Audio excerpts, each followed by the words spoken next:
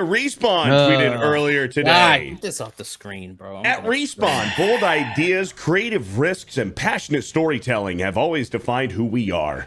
That spirit has carried us through incredible highs and some through difficult changes too. As we sharpen our focuses for the future, we've made the decision to step away from 2 early-stage incubation projects and make sure some targeted team adjustments across Apex Legends and Star Wars Jedi. These decisions aren't easy, and we are deeply grateful to every teammate affected. Their creativity and contributions have helped build Respawn into what it is today. We are offering meaningful support to those impacted, including exploring new opportunities within EA. No Titanfall 3, Jeremy. I mean, as I've said, I have no faith in them making Titanfall. I would rather there not be a Titanfall 3 than for there to be a Titanfall 3 at this point in time. I have no faith in Respawn. We've seen their virtue signaling and their bullshit on full display the last several years. And I don't think the team that created Titanfall 1 and 2 even exist anymore. I don't think that they can create the greatness of Titanfall. I would rather it's kind of like I'm a battered wife when it comes to entertainment. Okay. I have been abused by all of these entertainment companies. If I could go back in time and say, can Disney just not make Star Wars? Maybe, can we just not?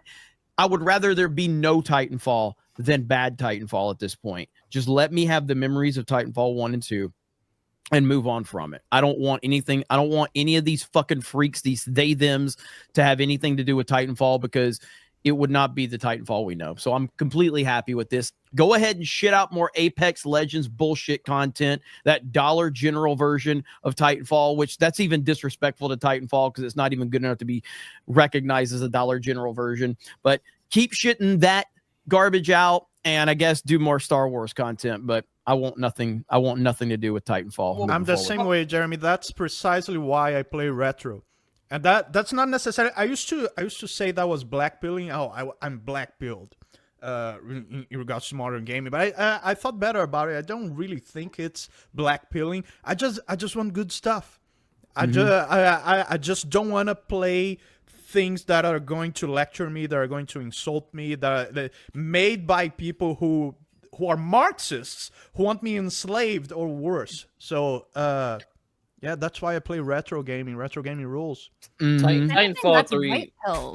They would have found a way to make the Titan trans anyway. So. Yes, right. Yes, they would have. They would have had gay flags in there. They would have had trans flags in there. They would have had virtue signaling involved in it, or they would have just added Seth fucking Rogen to the fucking game. Kind of like Call of Duty's doing, and we can talk about that a little bit later. But yeah, like if anybody I played Titanfall 1 the day it came out. Played it. I don't remember how many insane amount of hours I put into that game, and then obviously Titanfall 2. And those games are not something that can just be recreated. It's why I always scoff at the idea when people say it was just back in the day. I don't know if people still say this, but they used to say that it was Call of Duty with mechs, and that's just a stupid statement from somebody that does not understand Titanfall. Titanfall's not. I'm not going to say it's like it's not a difficult game per se to get into, but it's not as easily accessible as your Call of Duties, as your Fortnites. Like there's a learning curve to Titanfall. And you'll go in there and you'll get wrecked by people because you have to understand the mechanics and understand the layout and how to use your Titan, things like that. And that's why I think that it just didn't take off and it didn't hit the normie crowd. And, well, it's basically just Apex Legends, right, Jeremy? Yeah, fuck you.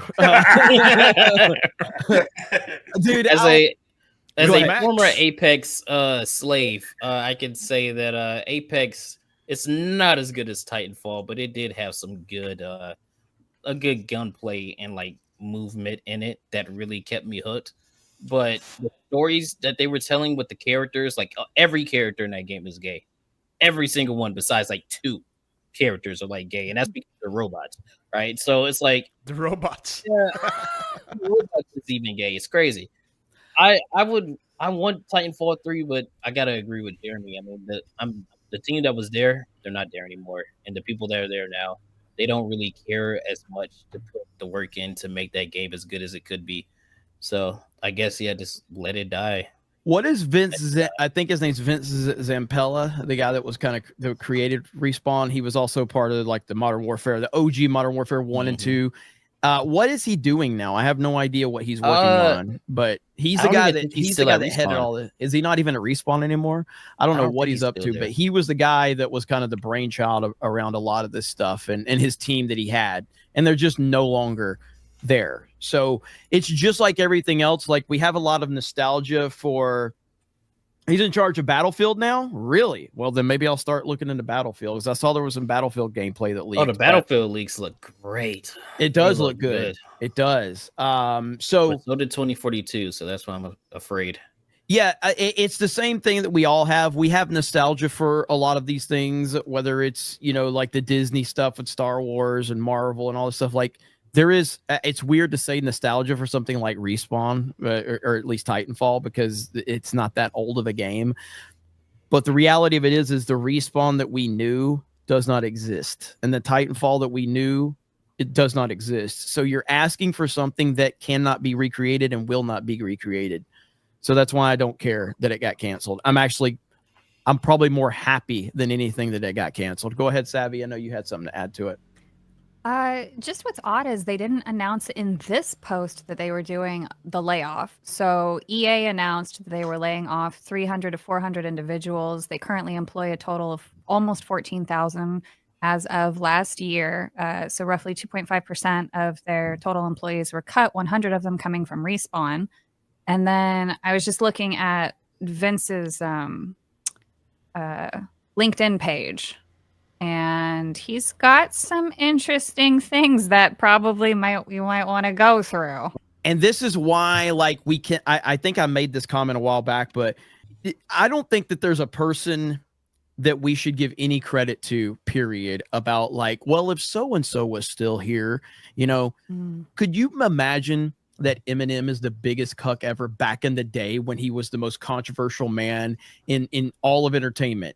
And now he's the biggest cuck in the world. So if Eminem, you either die a hero, you live long enough to see yourself become the villain. If Eminem would have, I don't know, died, back in the, 5 years after he became famous, everybody would be like, man, Eminem wouldn't be putting up with this bullshit. He'd be calling it out. No, he wouldn't. He's a bitch. Look at Howard Stern.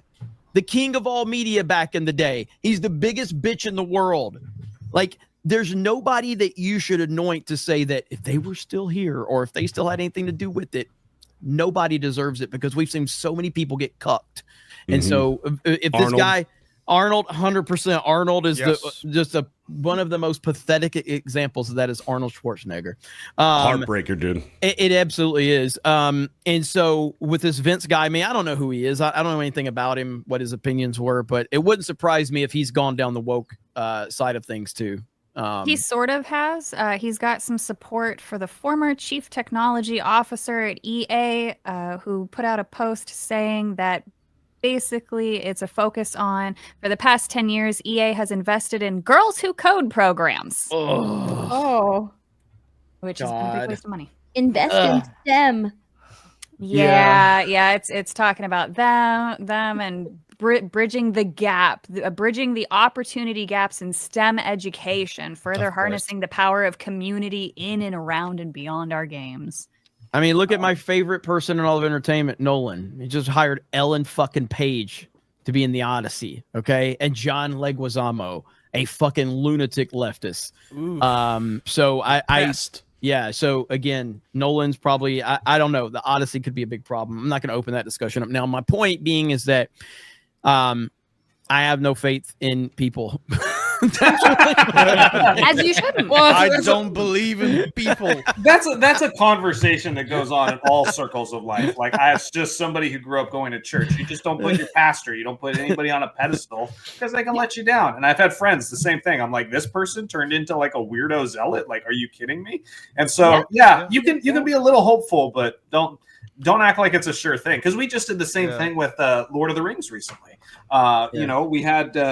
We had certain people who were involved. What's her name? Chat, help me out. But with the anime Lord of the Rings, and we thought, okay, well, this is going to be great because she's involved. She was involved with Peter Jackson's movies. What the hell is her name? I know. I know exactly who you're talking about. Philippa Boyens. That's who it is, Philippa Boyens. And so yeah, and that was just a girl power American anime that was pretty terrible and didn't stick to the source material whatsoever. So Yeah, at all. Back Actually, that up too. I don't know. Did you guys see the thing that came out with Vavra and the Kingdom Come Deliverance 2? So he did an interview. I've got somebody translating it actually right now, but they posted about it. I put the link in the private chat just to get it on the screen or whatever. But basically, he said that he was worried about journalists doing what they did the first time around in Gamergate and smearing him. And he bent the knee and he chose them in the end. And in the interview, he actually does a little bit of timeline revisionism. Yeah, this one. So Grums is playing it safe here and saying like, oh, if it's true or not. But I've got somebody actually who speaks Czech, so they were translating it for me, and everything is accurate in there. But basically, so Vavra was supported by the people who went against the first Gamergate. There were people that he actually spoke to regularly up until some point in the middle of development, and then one day stopped. And then all of a sudden, he does, his little emotional tirade and lashes out at people when Kingdom Come Deliverance 2 comes out.